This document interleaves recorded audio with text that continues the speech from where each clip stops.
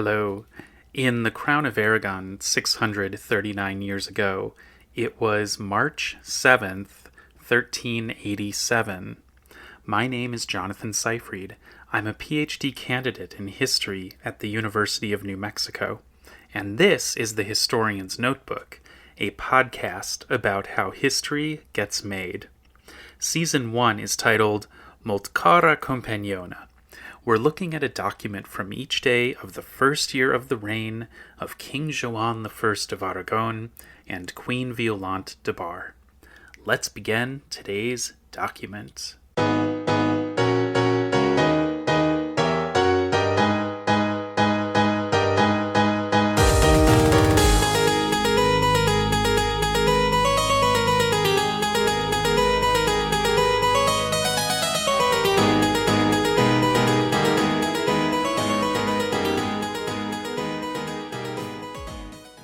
Today's document is really kind of hilarious. So, you've noticed that what we really do on this podcast is we look at letters attributed to Joan or attributed to Violante. My original idea for the podcast was that sometimes I'd be able to work in letters from other people, like we have registers of letters from Marti or Maria de Luna. So that's really kind of difficult to do because just navigating these registers and finding letters takes a whole lot of time. But occasionally I'll come across something in the secondary literature that I feel would be a great addition to the Joan and Violant authorship that dominates the podcast. And actually this one wasn't really all that hard to find because it's right on the next page of Register 1751 after what we were looking at yesterday. But I came across it before I was going through this register for the purposes of yesterday's podcast. It was written about in an article by the scholar Jaume Recipient in a 1987 article about Joan and Violante's first son, Jaume, coincidentally the same name as the scholar who was writing that piece. So, Jaume has been mentioned before on the podcast. He was designated the Dauphin in early January, and this was a move that a lot of critics of Joan and Violante saw as a bridge too far in terms of the importation of French customs into the Crown of Aragon. But for Joan, there was no bridge too far when it came to the importation of French customs. He loved French culture so much, and the more that he could bring in, the better. And so he and Violante designated Jaume officially as the Dauphin. So it's a French term for the first in line to the throne. And Jaume the Dauphin is in the beginning of 1387. He's 3 years old, and he's about to turn 4 at the time of this letter that we're going to look at today. His birthday is March 23rd, 1384. Oh, that would mean that he's actually turning 3. So, yeah, problem with counting there. He's about to turn 3. And so what do you do if you've got, a near 3-year-old child and you're just starting out your reign and you're establishing some groundwork with the Avignon Pope in that nerve center of diplomacy and reaching out to try to lay groundwork for how you're going to relate to this extremely powerful authority who has control over so much property and so much power in your realm through all of the ecclesiastical positions. What are you going to do? Well, I don't know if you thought of this already, but Joan and Violant had kind of a fun idea. They decided that they would compose a letter in the voice of their he's almost 3. I'm just going to call him 3-year-old. In the voice of their 3-year-old son to the Pope. And the letter itself is a hoot, because what's so funny is that the scribe writing in Latin, okay? Latin is so hard. Like, oh my gosh, like, what 3-year-old would be able to write in Latin? Definite genius. So the scribe is self-consciously playing with this whole thing. And the letter, it starts out with this statement, which is quite funny, I think, in which he's saying, even though, so in the voice of Jaume. So, okay, so I have a translation here. Hold on just a second. Bring it up.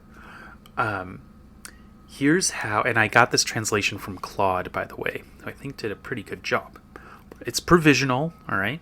But even if we just get a general sense here and there are some certain mistakes, we can follow along with the Latin, especially because there's a certain really, really fun moment in the letter right at the beginning.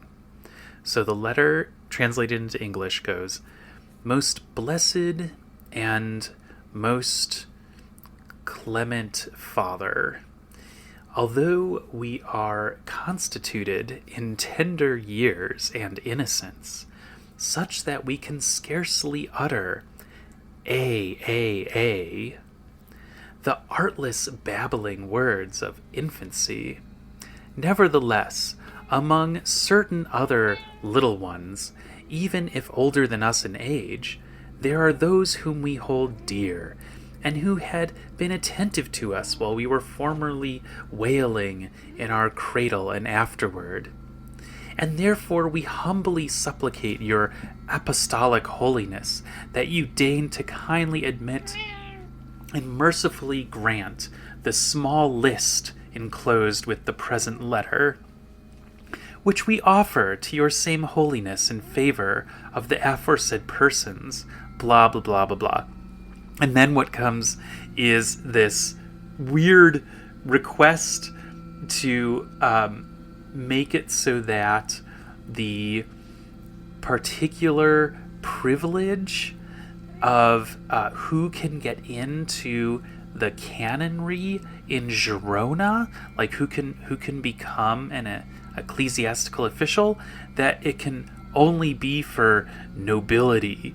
Like that's Jaume's request to the Pope. And the way that this letter ends after all of this is requested is kind of cute.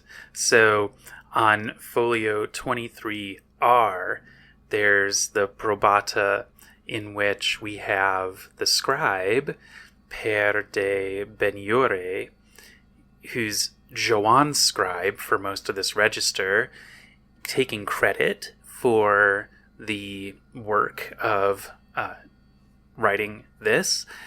But, he's got the usual mandavet mihi, saying this was commanded to me. But the people listed above that line on the probata, Dominus Rex et Domina Regina. So what's happened here is that we have another moment where Joan and Violant are unified in voice, and now they're speaking through two other people. They are instructing the scribe Per de Beniore to hold their words, the words that they're saying, but the words are in the voice of their son, Jaume. So the scribe is probably responsible for some of the artistic and creative flourishes in this letter, but I would say that also Joan and Violant are sharing in some of the creative process here that led to a Latin letter written to the Pope in the voice of the young 3-year-old Prince Jaume the Dauphin. So I just think that, it's clear that when JaumeRecipient, the scholar who wrote this article about Jaume, and he kind of notes that this is kind of fun little thing, and it's cute, and that we should look at this and think about how Joan and Violant had a sense of humor about them. Claude, in its analysis of this letter, came up with another angle on it, which I think is a really interesting one, that if you send a request in this cute way, it makes it so that if the Avignon Pope Clement VII denies it, then he looks like he's a total curmudgeon. Like, of course the Pope knows that the 3-year-old did not actually write this letter, and that the 3-year-old will have no idea that the Pope has ruled against him. But still, he's rejecting this game if he were to deny the request that the sort of persona of Jaume is making. So the Pope is in a position of looking like kind of a curmudgeonly grumpster if he says no. And so it's a bit of a manipulation to do this, to connect some kind of random request about who gets to be in the ecclesiastical postings in Girona to this voice of a child. So it's manipulative, it's cute, it's got a sense of humor, it's got an edge, it's just got this cleverness that I think speaks a whole lot to the way that Joan and Violant could work together. Because if you are not getting along together as a king and queen, if your marriage is just a formality and you don't really like each other, is this the kind of thing that you would be able to produce? Okay, maybe, but probably not likely. It's way more likely that if you have a kind of working relationship that is functional and cooperative, that you would come up with this idea to do something like this. Okay, maybe this was a convention. Maybe medieval monarchs wrote to the Pope in the voice of their toddler all the time. I have never heard of that, but we have to also admit that that is a possibility. I just think it's not so likely.